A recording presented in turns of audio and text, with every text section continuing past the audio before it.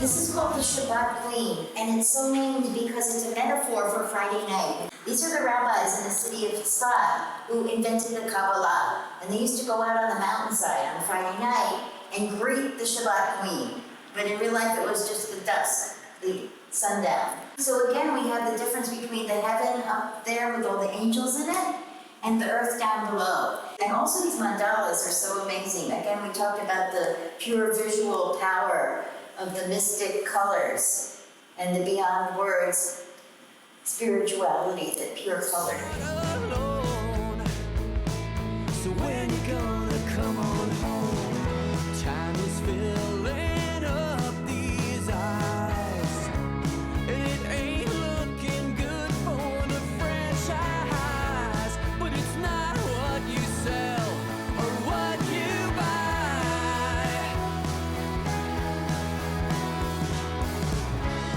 It's hazy, but it's starting to make sense to me. This is obviously my take on the Queen of Cosmos, the godlike figure, but I'm also in the sky as the angels. So in all my artwork, the most prominent angel, of course I have to find her, will always be my beloved daughter, Alma, also known as Annie.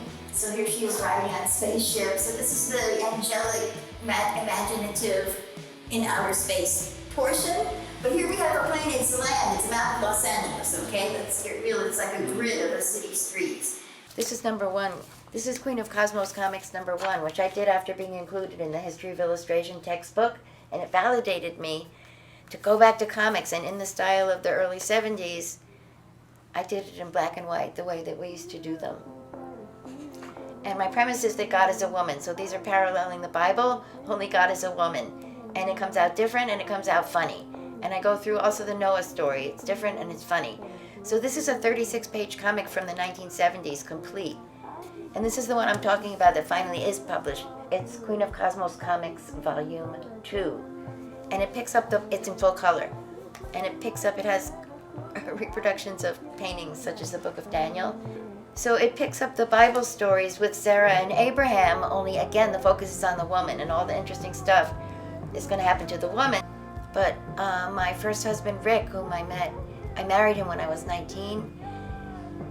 He nicknamed me Willy. He said it was from Willy Bobo, the Latin jazz musician. So I became Willy as a nickname of a 20-year-old person. And then I, through his friend Kim Deitch, I got into underground comics. And it does sound like a cute pen name. So I just used Willy Mendes for some reason as my pen name in underground comics.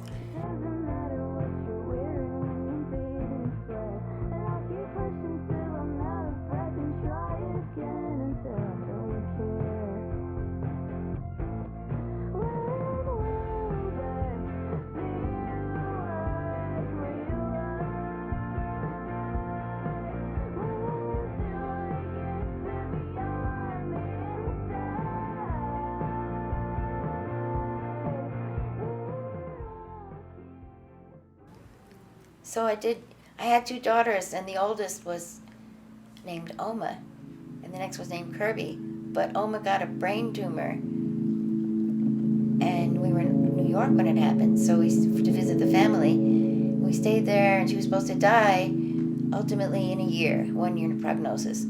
So we get here, we even see a doctor, then he goes, don't worry, they all die, it won't be long now. So we've had this cloud of death over us. But I just love that child to the moon. But my motherhood was more difficult because my daughter stayed, she was handicapped, but there was so much caregiving. Because by the time your kid's 14, 15 years old, you don't need to hire a babysitter.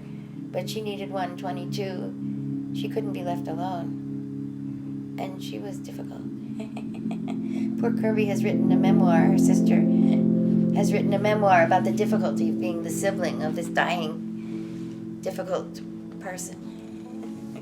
But still, there's beautiful memories too. I thought we were doing a beautiful job with the kids, because even though we were poor, we were rich in music. My husband was the most amazing musician. His songs were beautiful. And so we were surrounded by beautiful music. He was usually in a great band.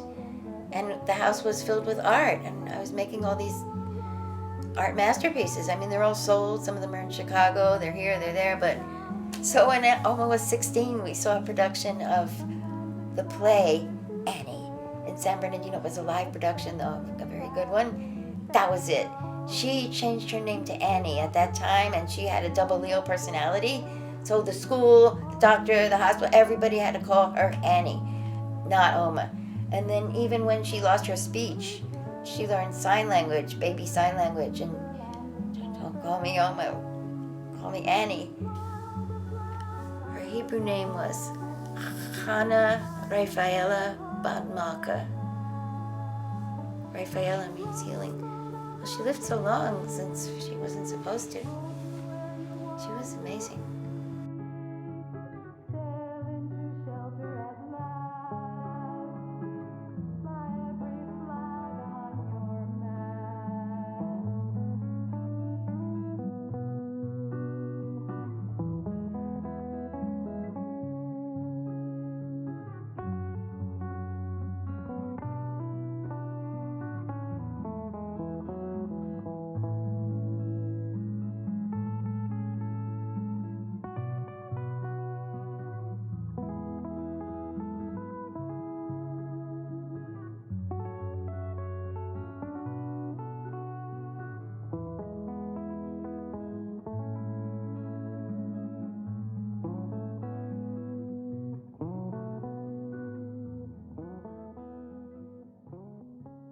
So this is the Garden of Delight. It's just delight, and the greatest delight in my life is my granddaughter. So when I had originally painted this area in 2012, she was like 8 years old. So here she is taking ice skating lessons. Now let's follow her along. This is when she was 15 years old. The first concert, it was outdoors in Long Beach. It was so beautiful, the greatest day of my life. Here she is very recently playing her guitar in Berkeley. Now she's headlining all over the Bay Area. And here she is with her backup band. Nice behind her, a career woman. So I live on Barbara Mendes Square. That's awesome. But when I walk around, people know me. People know I'm the artist. But within 4 blocks, I'm known. And that's a good feeling. It's just you feel cared for, too. I want to be remembered, and I am not in denial about that. Now, unlike others, I already have a pre-hung memorial sign. It's Barbara Mendes Memorial Square. So, and it says, dedicated to an artist whose integrity magnifies the excellence of the South Robertson community. So I'm down with that. But I want to be remembered as an artist, and all the life that we talked about, it's all in my art. I want an art historian to discover my art and go through the day books and find there isn't a thing that's not documented. So I will also immortalize the people that I know if my art is remembered. And just for the beauty that I've striven for and always seen through a woman's eye.